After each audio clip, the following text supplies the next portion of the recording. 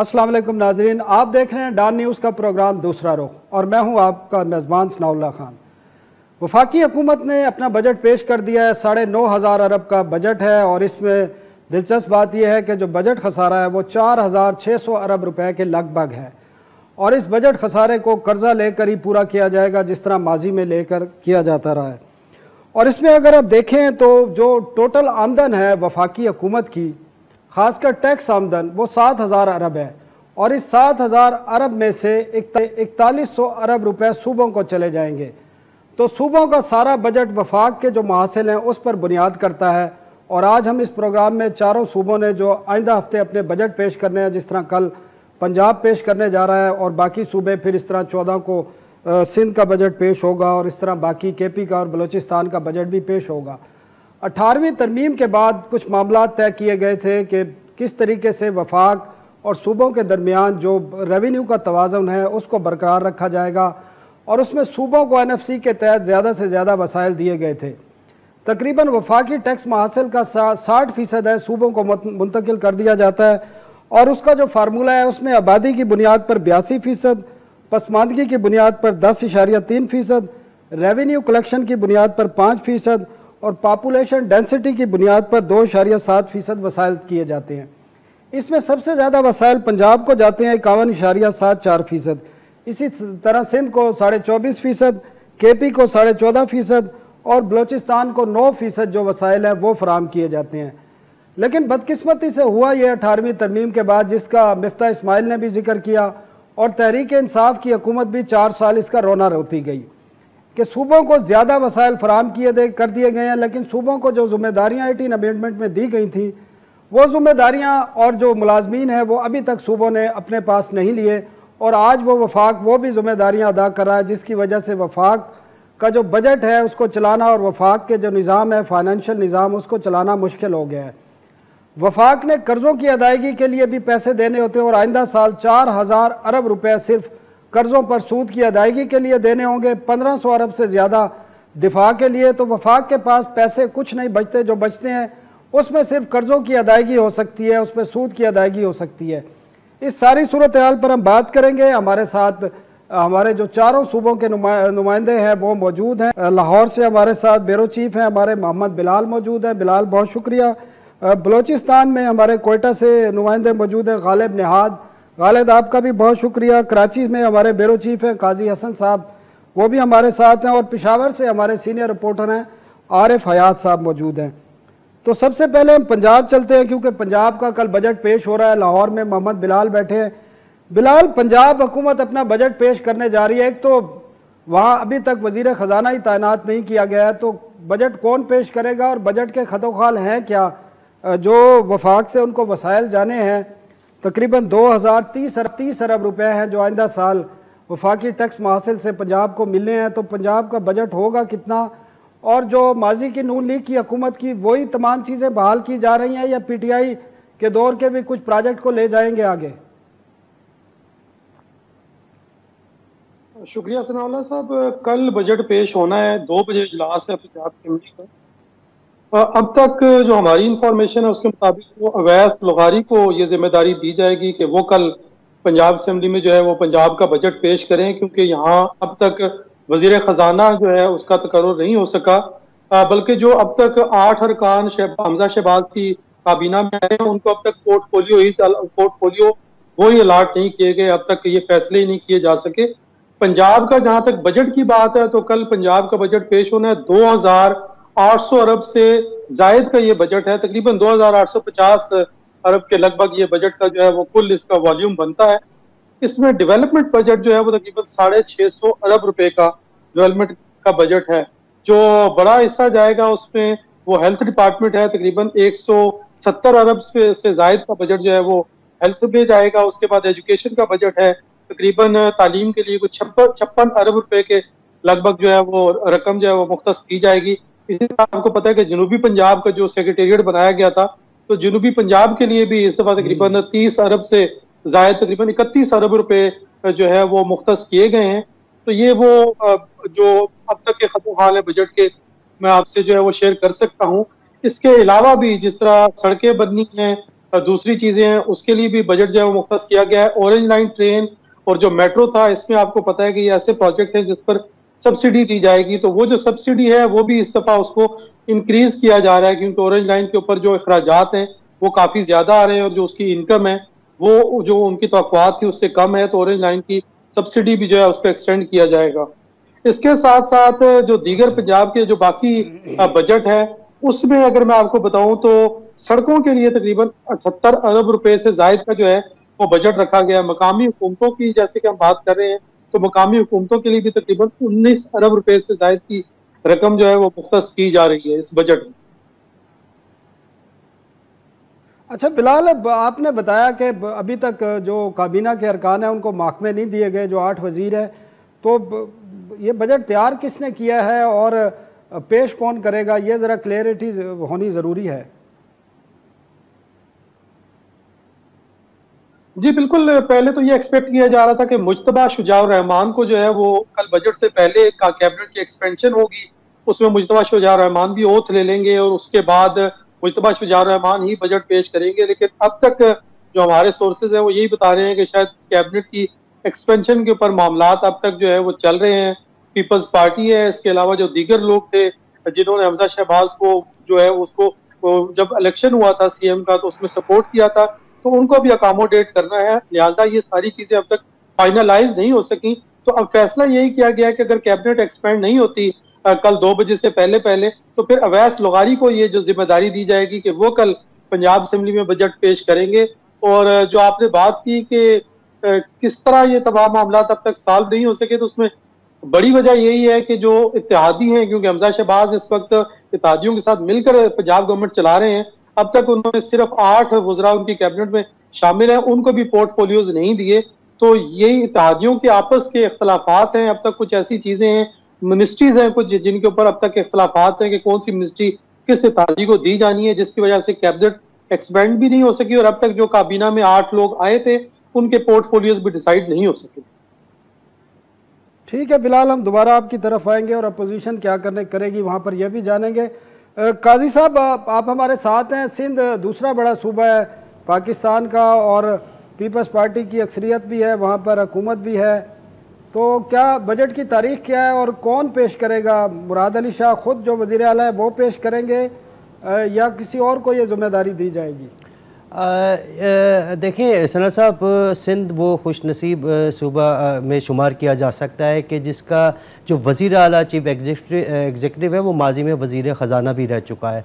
इस हवाले से कई जो गुज़श्ता बजट हैं वो वज़ीर आला सिंध बहैसियत जो उनके पास पोर्टफोलियो वज़ीर ख़जाना का भी है वो ख़ुद बजट पेश करेंगे। और गुज़श्ता जो साल जो उन्होंने बजट पेश किया था वो तकरीबन 1477 अरब रुपये का था और इस दफ़ा जो मौजूदा माली साल में जो बजट का तखमीना लगाया गया तकरीबन 1500 अरब रुपये का लगाया गया है, जिसमें अमन-ओ-मान, सेहत, तालीम और जो ट्रांसपोर्ट के जो महकमे में उसमें कुछ इजाफी रकम भी रखी गई है। ख़ास तौर पे अमन-ओ-मान के हवाले से अगर बात करें तो गुज़श्ता साल जो 129 अरब रुपये का बजट था वो इस दफ़ा इम्कान ज़ाहिर किया जा रहा है तकरीबन उसमें मज़ीद इजाफ़ा करके 120 अरब रुपये रखे जाने का भी इम्कान ज़ाहिर है। जी नहीं, क्यों काजी साहब, सिंध में कोई जंग चल रही है कि सबसे ज़्यादा पंजाब में हेल्थ और एजुकेशन को सबसे ज़्यादा बजट दिया जाता है और आप बता रहे हैं कि सिंध में जनाब सबसे ज़्यादा लॉ एंड ऑर्डर के लिए पैसे रखे जा रहे हैं?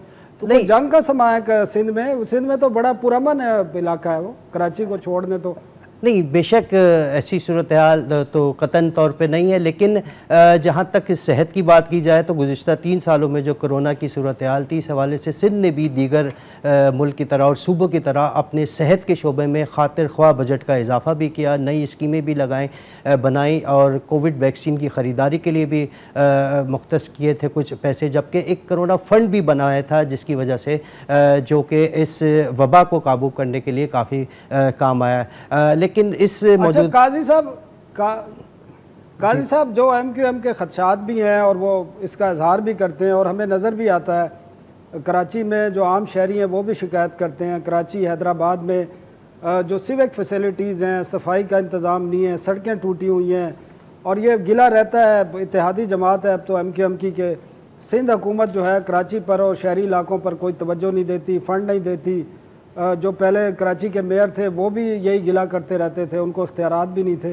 तो अब इस नए बजट में कराची और हैदराबाद के लिए ख़ासकर जो वहाँ पर पानी के मसले हैं, सफाई के इशू हैं, सड़कों के इशू हैं और बाकी इन्वायरमेंट के इशू हैं, उनके लिए कोई बजट वगैरह रख रहे हैं? और बजट सिर्फ रख रहे हैं, दे भी देंगे इनको? बिल्कुल, ये एक बड़ी दिलचस्प सूरत हाल है, क्योंकि अब जो ख़ास तौर पे पीडीएम की जमातों में जो इत्तेहाद हुआ था उसमें एमकेएम के साथ भी कुछ इस तरह के मायदे हुए थे कि वो कराची और हैदराबाद की जो एडमिनिस्ट्रेटर या मेयरशिप है वो उनके हवाले की जाएगी। इन तमाम सूरत हाल के बावजूद जी सिंध हुकूमत ने जो मौजूदा माली साल का जो बजट पेश किया जा रहा है उसमें भी ख़ास तौर पे जो शहरी इलाकों में नई तरक्याती स्कीमें भी रखी हैं और तकरीबन 32 से 35 अरब रुपए के मुख्तलिफ़ स्कीमें ऐसी हैं जो कि ख़ुसूसन कराची और हैदराबाद और के लिए रखी गई हैं। अब ये जो सूरत हाल बताई है इस मेयरशिप की और एडमिनिस्ट्रेटर की तैनाती के हवाले से, जो माजी में जो एडमिनिस्ट्रेटर वो काजी साहब दूसरे हिस्से में पूछेंगे, क्योंकि हमारे पास अब ब्रेक का वक्त हो रहा है और ब्रेक के बाद हम पेशावर भी जाएंगे और कोयटा भी जाएंगे। लेकिन एक ब्रेक लेते हैं और ब्रेक के बाद केपी का और जो बलूचिस्तान का बजट है वो कब आ रहे हैं और उनमें क्या अहम नुकात हैं उस पर बात करेंगे, लेकिन एक ब्रेक के बाद।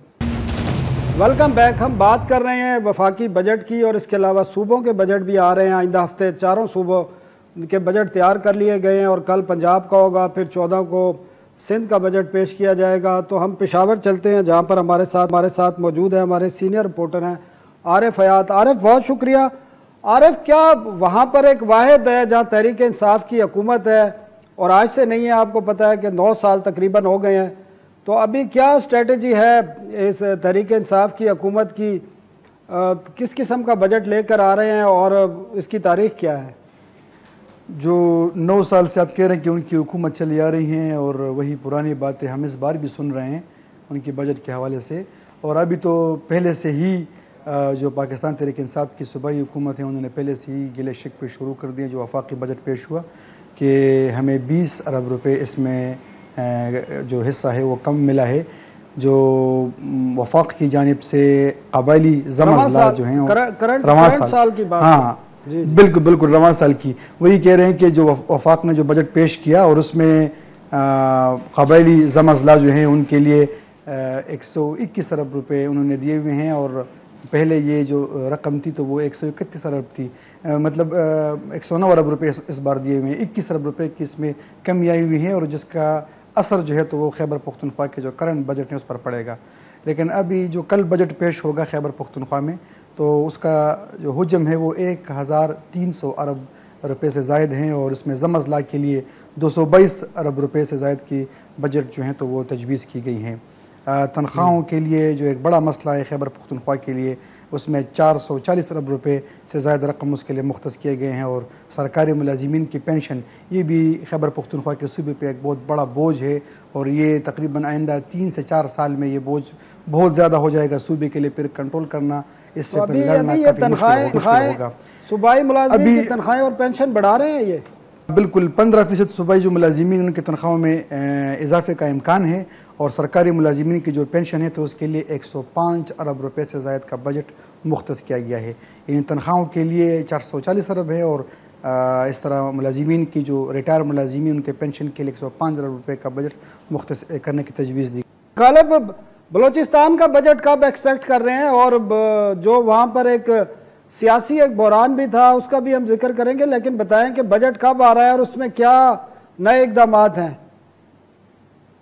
जी, बात की जाए अगर बलूचिस्तान की तो बलूचिस्तान का आइंदा माली साल 2022-23 का बजट 18 जून को पेश किए जाने का इम्कान है। महकमा खजाना ज़राए ने जो हमारे साथ आदाद और शुमार शेयर किए हैं उसके मुताबिक बजट का कुल हुजम 600 अरब रुपए से जायद होगा, जिसमें 360 अरब तरक्याती जबकि 240 अरब गैर तरक्याती मंसूबों के लिए रखे जाएंगे। इसके अलावा बजट में हमेशा की तरह तालीम, सेहत और अमन व अमान को अव्वलीन तरजीह रखा गया है और तालीम के लिए 100, सेहत के लिए 60 जबकि अमन व अमान के लिए 50 अरब रुपए मुख्तस किए जाने की तजवीज़ दी गई है। इसके अलावा बजट में खुसूसी तौर पर जो है वो 7,000 से ज़ायद नौकरियां भी नौजवानों के लिए फराहम करने की तजवीज़ दी गई है। बात की जाए अगर आइंदा आने वाले बजट की, तो अभी तक जो हमारे पास जो नंबर्स आए हैं वो तो मैंने आपके साथ शेयर कर दिए हैं। लेकिन देखा जाए तो बलूचिस्तान में माजी के बजट में भी कुछ यही सिलसिला रहा है कि तालीम, सेहत और अमन अमान को अव्वलीन तरजीह तो दी गई है, लेकिन बात की जाए अगर सेहत और तालीम की तो तरजीह तो अव्वलीन है, लेकिन उसको ग्राउंड्स पर नहीं देखा जा सकता, क्योंकि बलूचिस्तान में जो तालीमी सूरत हाल है वो काफी खस्ता हाल है। सैकड़ों के करीब ऐसे स्कूल हैं जिनकी छतें ही मौजूद नहीं, जबकि बहुत से स्कूल ऐसे हैं जिनका सिर्फ कागजात पर नाम है। इसके अलावा सेहत की बात की जाए तो सूबे में सिर्फ 2 बड़े अस्पताल हैं जो सिर्फ कोयटा में वाक़ हैं, जिसमें संडेमन सिविल हॉस्पिटल और बीएमसी हॉस्पिटल शामिल हैं। इसके अलावा सूबे की किसी भी अजला में इस लेवल के अस्पताल मौजूद नहीं है जिसमें लोग इलाज की बेहतर सहूलियात को इंजॉय कर सकें। बात की जाए अगर इसके अलावा अमन अमान की, तो अमन अमान की सूरत हाल माजी की निस्बत तो गुज़िश्ता 3-4 साल से काफी बेहतर हुई है, लेकिन फिर भी इसके लिए 50 अरब रुपए से जायद का बजट रखा गया है। हमने देखा कि पिछले साल का जो बजट था, जो साबिक वज़ीर आला बलूचिस्तान मीर जाम कमाल ने की जानिब से पेश किया गया था, इस बजट में हमने देखा कि काफी जो अपोजिशन जमातें थी और जो उस वक्त बलूचिस्तान अवामी पार्टी और उनके इत्तेहादियों की हुकूमत थी, उनके दरमियान काफी दंगा मुश्ती की भी एक सूरत हाल रही, जो बलूचिस्तान के ऐवान में काफी कम देखा जाता है, क्योंकि ये एक रिवायतों की अमीन सरजमीन है और यहाँ पर सरदारी और कबायली निज़ाम कायम है। तो लोगों की जो पार्लियामेंटेरियन इनकी आपस में रिश्तेदारी भी है और एक दूसरे के काफी गालिब, आप मेरी बात सुने। मैं जानना चाह रहा हूँ आज भी की तालीम की, खासकर जो सबसे बड़ा इशू है, ना सिर्फ ये बलूचिस्तान में, पंजाब में, सिंध में, KPK में, पाकिस्तान के 2 करोड़ से ज़्यादा बच्चे जो हैं स्कूल नहीं जा सकते। ये इंटरनेशनल रिपोर्ट्स हैं, ये बाकायदा तस्दीक शुदा चीज़ें हैं। तो बलूचिस्तान में क्या सिचुएशन है? और दूसरी बात ये भी आपने बतानी है, जो मैं शायद दूसरे हिस्से में आपसे पूछूं। पहले जो आपने तालीम की बात की वो बता दें, जो तालीम का बजट है उसमें एडमिनिस्ट्रेटिव अखराजात कितने हैं, जितने तनख्वाहें हैं, बाकी यूटिलिटीज़ हैं और बाकी जो डेवलपमेंट के हवाले से, क्योंकि बलूचिस्तान में ये सबसे बड़ा इशू है एजुकेशन का। स्कूल कम है, इनरोलमेंट बहुत कम है, मतलब बाकी सूबों के मुकाबले में बहुत कम बच्चे हैं जो स्कूलों में दाखिल होते हैं। तो इस तरफ कितनी तवज्जो है? जी हाँ, हुकूमत की तो तवज्जो हमेशा तालीम की तरफ रहती है, लेकिन जो एडमिनिस्ट्रेटिव मामलात हैं वो कुछ बेहतर नहीं रहते। अभी जो हमारे पास आदातो शुमार है उसके मुताबिक 65 से 70% जो तालीम का बजट है वो तनख्वाहों और पेंशन की मद में चला जाएगा, जबकि सिर्फ 30% जो है वो तरक्याती बजट होगा इसमें, जिसमें स्कूलों की तामीर और जो दीगर स्कूलों की सहूलियात हैं उससे मुतालिक होगा। अगर स्कूलों की सूरत हाल के हवाले से ओवरऑल बात की जाए तो सिर्फ मैं आपको अगर कोयटा की बात बताते चलूँ कि कोयटा में बहुत से ऐसे सरकारी स्कूल मौजूद हैं जहां पीने का साफ पानी मौजूद नहीं है और इसके अलावा वॉशरूम जैसी बेसिक फैसिलिटी तक मौजूद नहीं है। तो ये एक काफी अजीब सूरत हाल है कि तालीम के हवाले से कंसर्न तो रहती है, लेकिन ठीक है गालिब, आप हमारे साथ ही रहे, हम दोबारा आपकी तरफ आएंगे। आरिफ, आप बता रहे थे कि बजट में क्या नई चीज़ें आ रही हैं और जो PTI का एक फ़लसफ़ा था वो उसी को आगे चलाया जा रहा है, या कुछ जो पॉलिटिकल सिचुएशन चेंज हुई है वफाक में उनके लिए और बाकी कराची में और दीगर सूबों में, तो उससे कोई उनकी पॉलिसी में चेंज आ रहा है KP में? पॉलिसी में तो बहुत चेंज आया हुआ है और ये इनके लिए बहुत बड़ा धचका था, क्योंकि 3 साल से इनको जो बिजली के जो खालिस मुनाफे की रकम है वो भी मिल रही थी और अचानक चेंज हो गई। 2 बजट इन लोगों ने और भी, मतलब एक और बजट भी पेश करना है ना, तो ये 2 साल जो इनके लिए है ये काफ़ी टफ रहेंगे। और इस बार सिर्फ 2 जो बड़े मंसूबे हैं, अवामी मंसूबे, उसमें शामिल हैं एक हायर एजुकेशन तालीम कार्ड जो हैं वो खैबर पख्तूनख्वा हुकूमत मुतारिफ़ करा रही है, जिसमें इब्तदाई मरहले में 3 से 4 अरब रुपये में होंगे। जितने भी सूबे के गरीब तलबा और तलबात हैं पाकिस्तान में, जहाँ पर भी वो आला तालीम हासिल कर रहे हैं, तो वो उनके जो ख़र्च होगा तालीम का वो खैबर पख्तूनख्वा हुकूमत ही अदा करेगा। और इस तरह जो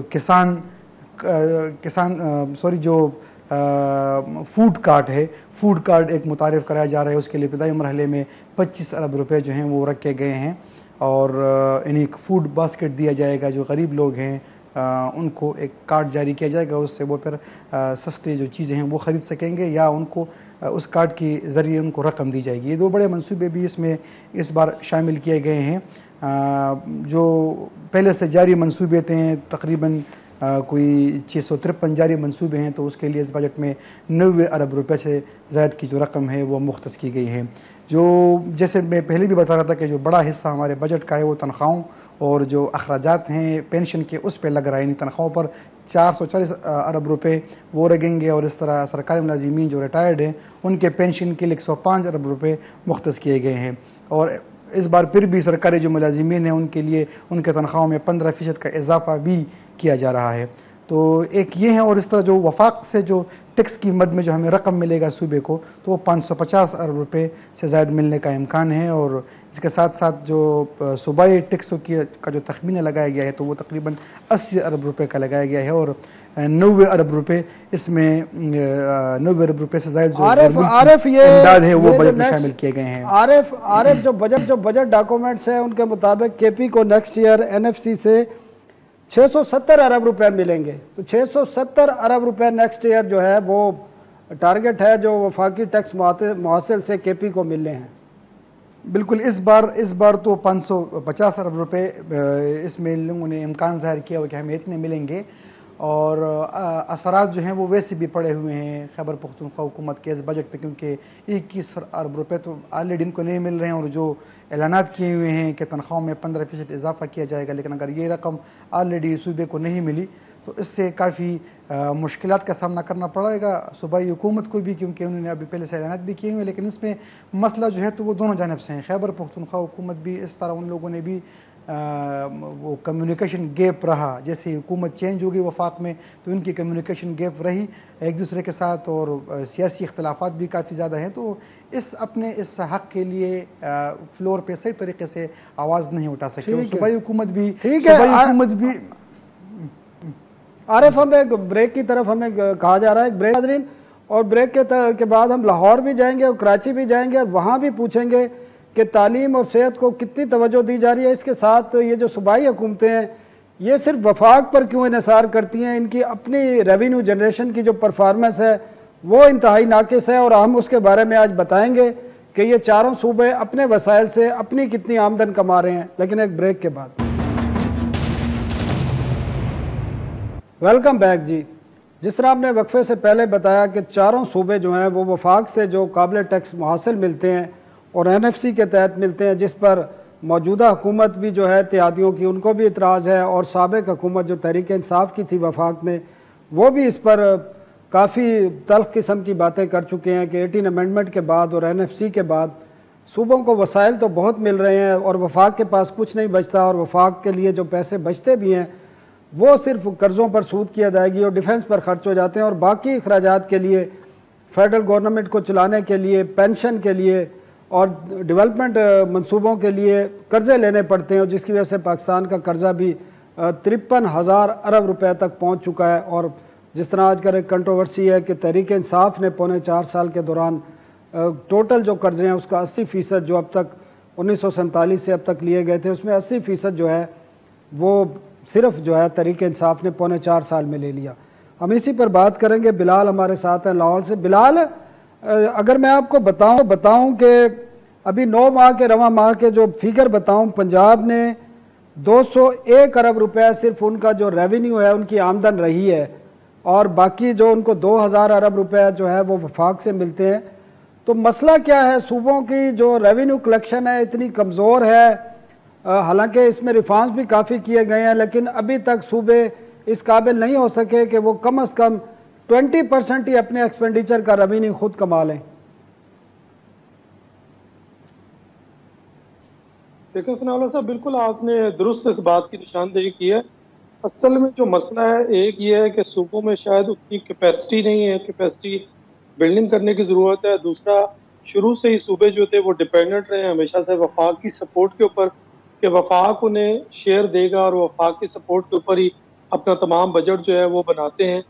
हमने देखा है कि इस दफ़ा भी जिस तरह वफाक ने ऐलान किया है कि वो 15% एम्प्लॉयज़ की जो है वो सैलरी में इजाफा कर रहे हैं, तो पंजाब में भी 15% ही एम्प्लॉयज़ की सैलरी में इजाफा किया जा रहा है। लेकिन ये शिकवा ज़रूर हमें नज़र आया इस वक्त इस दफ़ा भी फाइनेंस डिपार्टमेंट की जानिब से कि ये बोझ काफ़ी ज़्यादा बन जाता है। जिस तरीके से तमाम एस्टीमेट्स लगाए जाते हैं, फिर जब अचानक से डिसीजन किया गया कि 15% तक एम्प्लॉयज़ की जो है वो सैलरीज रेज की जाएंगी, तो वो भी एक एडिशनल बर्डन जो है वो उनके ऊपर पड़ जाता है। तो ये वो तमाम इश्यूज हैं जिसकी वजह से मसाइल होते हैं। और कैपेसिटी का इशू जो है वो मैंने आपको पहले बताया कि ये इशू है। जहाँ तक हम बात कर रहे थे कि जो बड़ा चंक है वो यहाँ पे पंजाब में, तो हम देख रहे हैं कि इस वक्त हेल्थ डिपार्टमेंट जो है उसके ऊपर एक बड़ा चंक वहाँ पर एक्सपेंडिचर होगा। इसके साथ साथ एजुकेशन के ऊपर भी तकरीबन 56 अरब रुपया रखा गया है। हेल्थ में जो पीटीआई गवर्नमेंट ने एक, आपको याद है कि हेल्थ कार्ड जो है वो लॉन्च किया था, तो इस पंजाब गवर्नमेंट ने इसका फैसला किया कि उसको कंटिन्यू किया जाएगा। तो उसके लिए भी एक खतीर रकम जो है वो मुख्तस की जा रही है, जिसकी वजह से एक बड़ा हिस्सा जो है वो हेल्थ का जो बजट है वो हेल्थ का जो सेहत ये जो कार्ड है इसके ऊपर जो है वो खर्च होगा।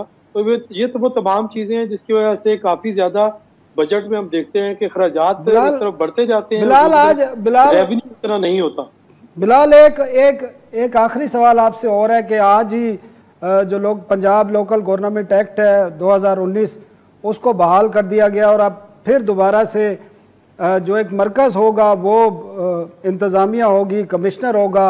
और जिस तरह माजी में नून लीग की हुकूमत में ही वज़ीर आला हाउस से ही तमाम जो डिस्ट्रिक्ट्स हैं, तहसीलें हैं, उनको चलाया जाता था और जो मुंतखब नुमाइंदे हैं उनको ना फंड्स मिलते थे और वज़ीर आला हाउस ही कंट्रोल करता था पूरे पंजाब को, चाहे वो जनूबी पंजाब हो, सेंट्रल पंजाब हो या कोई और इलाके हों। तो दोबारा से वो निज़ाम आज से लागू कर दिया गया, उसके क्या असरात होंगे?